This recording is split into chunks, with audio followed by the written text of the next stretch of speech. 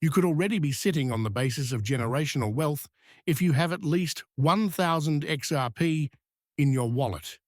And it might not be because of some hyped-up $10,000 per coin dream, but rather owing to actual trackable supply and demand economics playing out before our eyes. Today we are delving deeply into the data, wallet distribution, company accumulation tendencies, institutional reserves, and wealth scenarios that begin to seem rather feasible as XRP adoption silently but rapidly expands over the global financial scene. Get ready if you have ever questioned whether your XRP holdings are a real long-term store of value or only a speculative play. Facts, not illusions, will be presented to you. Let's start with the fundamentals. Distribution of wallets. Public blockchain data shows that just about 15% of XRP wallets have 1,000 tokens or more. This figure emphasizes the wealth concentration inside the XRP ecology. That's correct.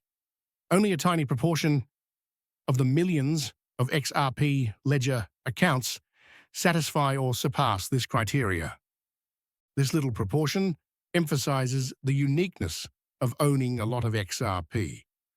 That means you are statistically ahead of the pack if you have 1,000 XRP.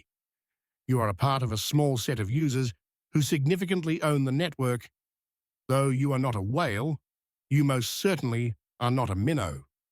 You sit in a special place in the crypto ladder. You fit what many analysts refer to as the crypto strategic middle class, those that stand to gain most from a supply constraint, particularly if institutional size demand drives that crunch. The stability and expansion of the market depend on this middle class, so it leads us to the next level: institutional and corporate reserve building. Here is where the major players start to show.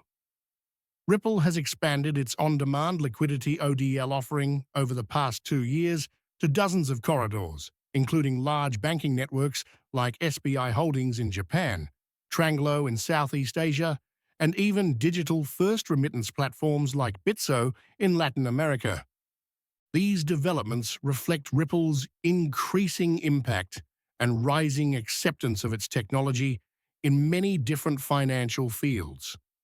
One of the most remarkable actions lately was SBI's public confirmation of acquiring over 100 million XRP stored as liquidity reserves for next ODL operations. This calculated action emphasizes XRP's rising relevance within the financial sector. Not the only ones, are they? Other financial superpowers are also silently building XRP reserves. There is a slow but strong trend developing. Companies are gathering XRP like it's oil, something they will require in volume to run the financial engines of tomorrow. This build-up serves more than only display. This is a deliberate action. Let us now discuss what happens when 25 or even 50 of the big banks choose to follow the same road and set aside 100 million XRP for internal cross-border liquidity needs. The ramifications are really large. That is 5 billion XRP off the open market, locked off for utility rather than speculation.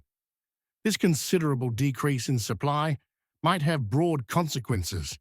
After considering burned tokens, founder locks, escrow holdings, and institutional reserves, we start to clearly see a picture given the total potential supply of 100 million XRP and the actual circulating quantity being some under 55 million. Simply said, demand spikes can cause XRP to run out. This lack could greatly raise the value. Let's see where the arithmetic leads us. Not a leap when one considers the top-tier financial institutions from only the top 20 economies. That's 5 billion XRP spoken for if a bank needs 100 million XRP to run its global settlement infrastructure, and 50 such banks exist worldwide. Add in reserve needs, compliance margins, and liquidity buffers. That figure could readily quadruple to 10 billion XRP. Depending on how much is permanently sealed off or transferred to long-term reserve wallets, retail holders compete for what's left, maybe as little as 20 to 25 million XRP. What then occurs with regard to price in such a situation? Although speculative moonshot estimates like $10,000 or even $25,000 per XRP generate interesting headlines, when compared to global money supply, GDP, and reasonable market cap models, they fall apart. A 10,000 XRP would suggest a market worth in the hundreds of trillions, greater than all combined real estate and stocks worldwide. Both theoretically and practically, it is unreal. However, a 50 or 100 XRP is completely within the range of possibilities, particularly if adoption keeps rising, and Ripple's technology finds integration into conventional financial systems. In that environment, a 1,000 XRP holder today could be looking at $50,000 to $100,000 in value. Not sudden riches, but perhaps life-transforming money for many. Here's where it gets intriguing right now. Although price charts rule, retail investors, whales and institutions are monitoring liquidity. XRP's value goes beyond speculative trading. It's in the capacity of a bridge asset. Bridge assets flourish not on volatility, but on speed, how quickly and effectively they travel across borders.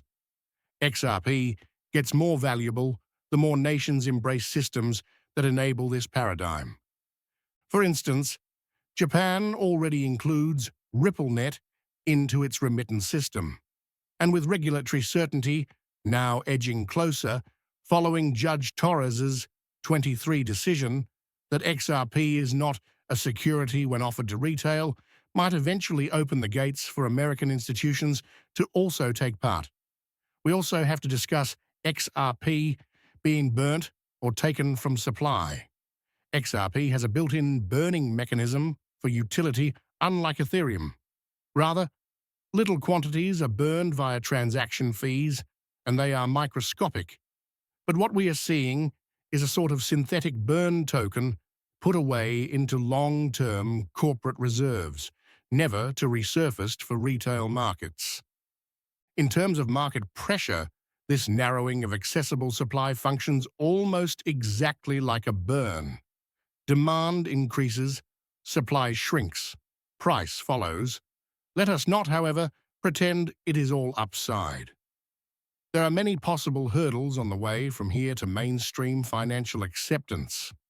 Regulatory opposition, CBDC competition, and tech development that might make XRP useless should Ripple stop advancing.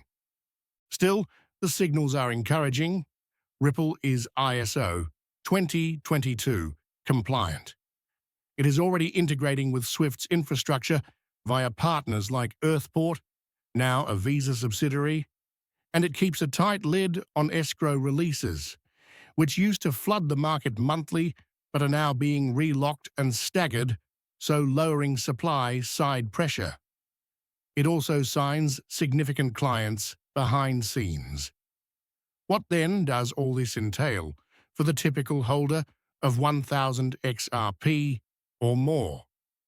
You are early in essence. You're not only laying money on a coin, you are funding infrastructure here.